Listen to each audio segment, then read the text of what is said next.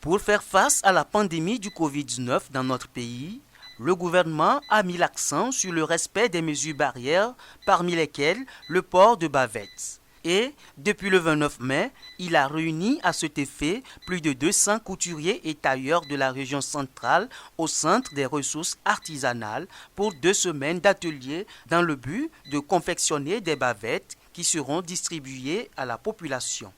Qu'est-ce qui motive cette initiative du gouvernement?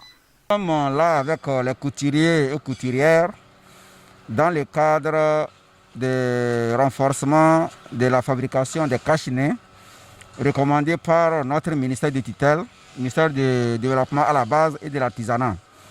C'est juste pour pouvoir soutenir les efforts du gouvernement par rapport aux mesures barrières. Et vous n'êtes pas sans savoir que dans les jours à venir, précisément les 8, selon les informations, les écoliers et les lycéens vont reprendre le chemin d'école. Donc, juste pour pouvoir leur remettre ces matériels pour leur utilisation. Notons que cette tâche n'est pas aussi aisée comme on peut le penser. Normalement, c'était 200 artisans par région. Mais selon le rythme que nous avons vu depuis le début de l'activité, on nous a recommandé de renforcer encore l'équipe, les groupes, et nous sommes au-delà de 200 actuellement. Parce que le travail n'est pas vraiment très rapide, donc la direction nous a recommandé d'ajouter encore un certain nombre de couturiers. Bon, mais malheureusement, parmi ceux-là qui ont été initiés, il y a vraiment ceux qui n'ont jamais confectionné la cache-nez. Donc c'est là la difficulté. Le rythme n'est pas le même, c'est un peu lent.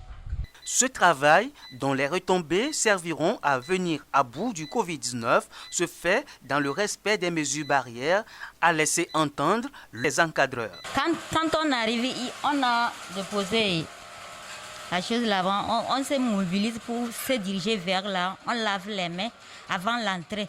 Bon, il y a un suivi. Si celle qui ne se lave pas la main, elle n'a pas l'accès à la salle avant de commencer le travail. Et le port des bavettes aussi est obligatoire. Celle qui ne porte pas la bavette, elle n'a pas l'accès aussi à la salle. Ici, c'est la salle numéro 2. Donc, nous sommes au nombre de 36. Et nous travaillons très bien.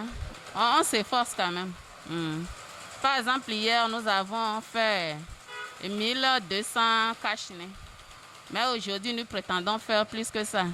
Non, nous n'avons pas de difficultés. Des fois, c'est nos machines qui nous embêtent, sinon ça va. Nos collègues travaillent bien, il n'y a pas de difficultés. Non, si on sent dans le groupe que ça ne va pas avec quelqu'un là, on signale, comme il y a 2 numéros, on signale bien avant ça, quand on va rentrer, on lave les mains et on surveille que pour tout le monde prendre le bavette, comme nous-mêmes, on est en train de faire pour d'autres. Il faut que nous-mêmes, on porte avant de faire le travail.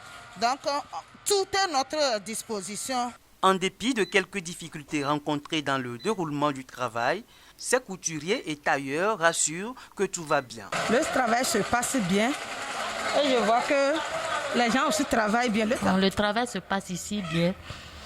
Et on est déjà ici, on est à 6h30, on est ici. Et on commence à 7h. Et on a une pause à 12h30, une pause de 30 minutes. On revient et on quitte à 17h30. Bon, les conditions sont bien. On est en sécurité. Quand on arrive, on se lave les mains et chacun a sa baguette avant d'intégrer la salle. Et dans la salle, on est à l'aise. La salle est bien aérée et tout se passe bien. Sinon, le travail avance normalement, comme cela se doit. On se défend et on lutte pour la population. Donc, nous sommes en train de se battre. La menace du Covid-19 est une réalité. La responsabilité individuelle dans le respect des mesures barrières est importante pour y venir à bout de cette menace.